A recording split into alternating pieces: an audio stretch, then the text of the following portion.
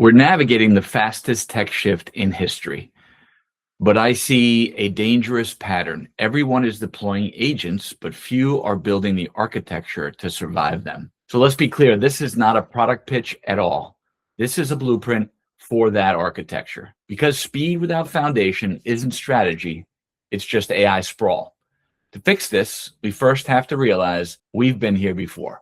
Here's our roadmap for the next few minutes.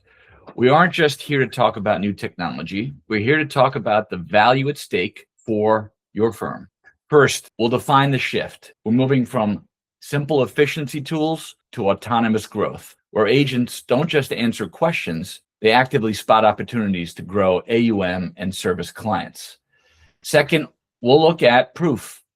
We'll see how leading organizations are using this to de-risk their middle office and scale their advisor capacity. Third, we have to look at the risk. We'll expose the high cost of the DIY approach we're seeing all over the place, specifically regarding security and compliance gaps that wealth firms cannot afford. Then the core of the presentation will lay out the foundation. This is the specific architecture required to capture that value safely. And finally, we'll map exactly how to get started. When I say digital deja vu, really what we're seeing here is that this shift has happened before. PC, internet, cloud, but for wealth management, this shift is different. In previous eras, technology helped you administrate assets. In the agentic era, technology helps you grow them. The unforgiving part? Well, your clients now experience hyper-personalization service in every other part of their lives, from shopping to travel. If their wealth experience feels static or reactive by comparison, you don't just lose efficiency, you risk losing the next generation of assets. The evolution is clear. Predictive gave us insights, generative gave us content, and many people are still there. But agentic is the step change. It gives us action. It doesn't just chat, it plans, reasons, and executes. We are already seeing the leaders pull away. Let's look at financial services examples here. JP Morgan, they aren't just using AI to write emails. They're using predictive agents to stop fraud before it happens. That is direct risk mitigation. Morgan Stanley, not just summarizing documents, they're effectively giving every single financial advisor a personal research analyst. That's advisor scalability. They aren't planning with tech, they're driving core business value, protecting assets and freeing up advisors to sell. Now you might ask, why are we looking at retailers like Williams-Sonoma? Well, because their sous chef, Olive, isn't doing exactly what a retailer would do. It's actually doing what a junior associate could do. It understands the client's context, preferences to give personalized advice. If a retailer can do this for $50 for a pan, you must be able to do it for a $5 million portfolio, no? Let's look at Salesforce. Salesforce achieved 0 leads left behind. In wealth management, translate that to 0 share of wallet missed. How many client life events, marriages, liquidity moments, business sales are buried in your data right now, unnoticed? An agentic approach ensures every signal is acted upon. This brings us to the risk. 95% of pilots fail, usually because of the DIY trap. In our industry, security exposure doesn't just mean a data breach. It means regulatory fines and reputational suicide. And fragmented data isn't just an IT headache. If your agent can't see the full client picture because the data is stuck in silos, it might give bad financial advice. You cannot hallucinate with someone's retirement. That is why the foundation we are about to show isn't optional. It is your safety net. Now it's time to talk about the elephant in the room. Remember, the early cloud era, what did we have? We had API sprawl. Every department spun up their own services and hard-coded their own connections. It was fast in the short term, but created a governance nightmare that took a decade to clean up. We are standing at the same exact precipice today. Marketing picks one AI model, sales builds a bot on another, engineering tests a third. That isn't a strategy.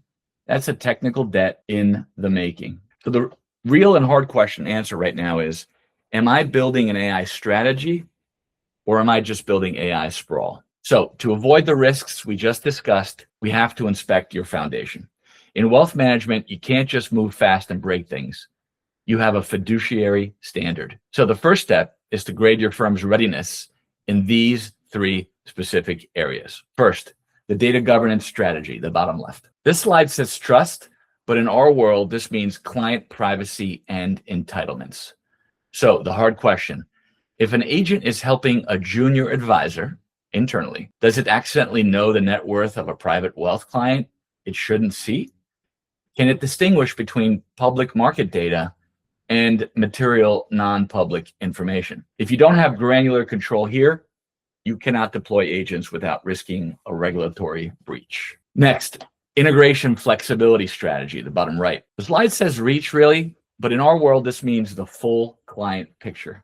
Think about all the initiatives that have been going on in your firm. So the hard question, can your agent see the custodian feed, the CRM history, and the real-time market news simultaneously? Or is that data trapped in legacy mainframes? If the agent can't connect the dots between a market drop and a client's specific holdings, it creates noise, not value. And lastly, enterprise AI modeling and governance, the top. The slide here says future-proofing, but really in our world, this means auditability. So the hard question, you can't have a black box giving investment advice. Do you have a control layer that logs every decision the AI makes? Can you swap out a model if it starts hallucinating financial advice? You need a fabric that lets you govern these models like you govern your employees. When you get these three protections right, data privacy, integration, and model auditability, the center ignites. This is where we unlock the agentic wealth firm. Here's the value at stake. It allows you to move from reactive administration, fixing trade breaks and answering simple questions, to proactive wealth management. Imagine an agent that proactively scans every portfolio for tax loss harvesting opportunities the moment the market dips and drafts the outreach for the advisor. That isn't just efficiency, that is alpha. That is how you win the next generation of assets. But you can only do it if the foundation is solid. So we've established the foundation. The strategic triad is in place. But the real question is, what does this actually unlock for your firm? It moves you from a state of operational friction to agentic flow across three critical areas. First, it accelerates growth by scaling your advisors. Right now, your best advisors are bogged down by administrative tasks. In an agentic enterprise, an agent wakes up before they do. It analyzes overnight market news against every client portfolio and drafts personalized rebalancing notes. The advisor simply reviews and sends. We aren't replacing the relationship. We are removing the friction so they can capture more share of wallet. Second, it radically reduces costs in the middle office. We talk a lot about efficiency, but let's talk about trade breaks. Today, resolving those is expensive human labor. Tomorrow, an agent detects the break, cross-references the custodian feed, and resolves it autonomously. We're moving from managing processes to managing exceptions. And finally, and most importantly, it de-risks the operation. In wealth management, you have a fiduciary standard. You cannot afford hallucinations. With the governance layer we just built, you move from retroactive sampling to real-time fiduciary guardrails. The system prevents an agent from acting on material, non-public information or sending non-compliant advice before it happens. This is why the foundation matters, specifically data governance and integration. You cannot build an autonomous middle office or a compliance agent on a shaky architecture. How do we start with your business? That's the other question to be answered. We don't guess. We use a map and gap analysis. We'll take your specific use cases and map them to this curve. Level 0 and 1, are you stuck with basic chatbots or simple retrieval? Level 2, can you act, but only in one silo? Level 3, this is the target, cross-domain orchestration, connecting sales, service, middle office to execute complex work. And then obviously level 4, full agentic autonomy. By mapping your projects here, we can identify exactly which parts of the foundation you are missing to close the gap. So the next step is pretty concrete. Let's take your top 3 priority use cases, perform this mapping, and build your roadmap. We're certainly looking forward to digging deeper and supporting your vision. Thank you.